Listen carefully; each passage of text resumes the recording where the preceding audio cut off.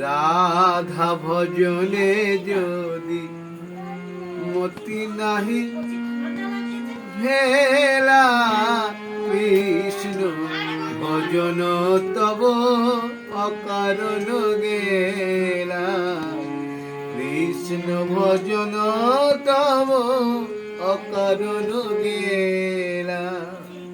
আমাদের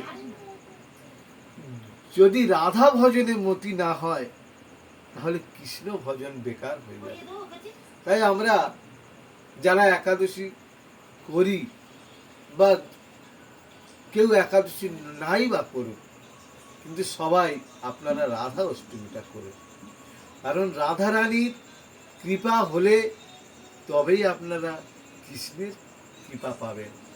কৃষ্ণ আপনাদের উদ্ধার করবে, কৃষ্ণ আপনাদের সহায়তা করবে।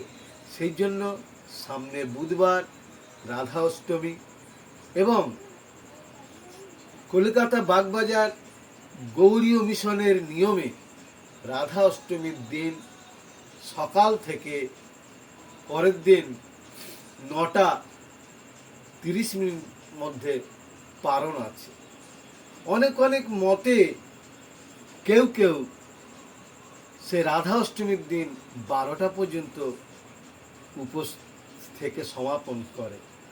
কিন্তু উপোস যখন পাঁজিতে লেখা আছে সরস্বতী সিদ্ধান্ত, আপনারা সবাই মেনে চলুন এবং সরস্বতী সিদ্ধান্তে 24 ঘন্টা রাধা অষ্টমী পালন করে এবং সেই পাঁজির কথা অনুযায়ী 9:30 মধ্যে পালন করুন, আপনি সফলতা লাভ করবেন।